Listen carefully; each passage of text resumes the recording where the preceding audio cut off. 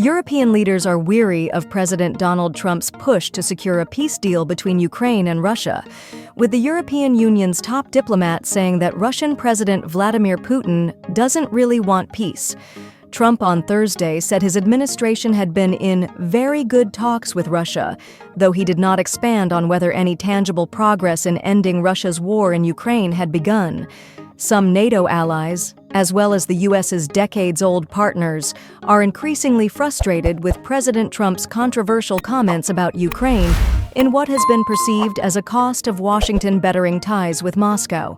The U.S. is talking to Russia, and you have to establish contacts. EU High Representative for Foreign Affairs and Security Policy, Kaja Kallas told Fox News Digital in a sit-down interview. But right now, Russia doesn't really want peace. Russia wants us to think that they can wait us out and that time is on their side, but it's not really so, she continued.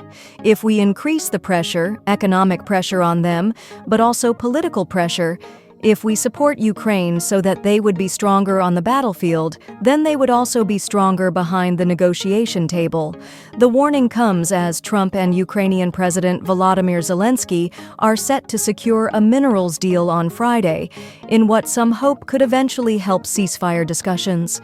Trump has championed his ability to re-enter talks with Russia and his successful demands that NATO nations share more of the economic burden in securing Ukraine. NATO allies did drastically ramp up their defense spending after Russia's invasion of Ukraine in 2022, but the stark reversal of U.S. policy in Ukraine between the Trump and Biden administrations has sent some European nations reeling, while some allies, like the UK, are looking to prove to Trump that Washington and London have more shared values than not. Other leaders, like the incoming Chancellor of Germany, are looking to distance themselves from the U.S., a position Berlin has not taken since the fall of Nazi Germany at the end of World War II.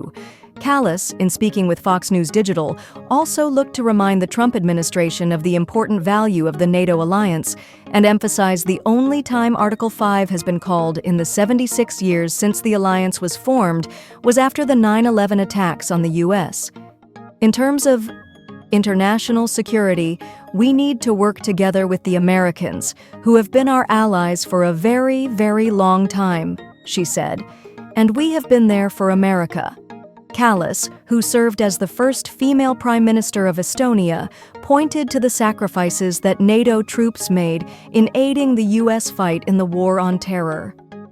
We, as Estonia, lost as many soldiers per capita as the United States, she said. We were there for you when you asked for help. That's why it's painful to hear messages that, we don't care about our European allies. It should work both ways, Kallas added. The EU chief diplomat has repeatedly urged the U.S. and European nations not to let Putin succeed in dividing the West over Ukraine.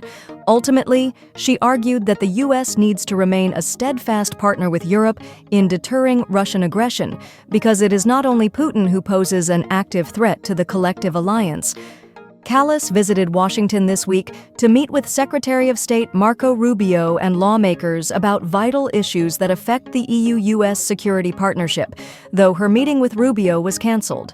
The State Department did not confirm why the meeting was canceled without being rescheduled during her stay in Washington, though Kallas said that after positive discussions with Rubio at the Munich Security Conference earlier this month, she is confident communication will remain ongoing.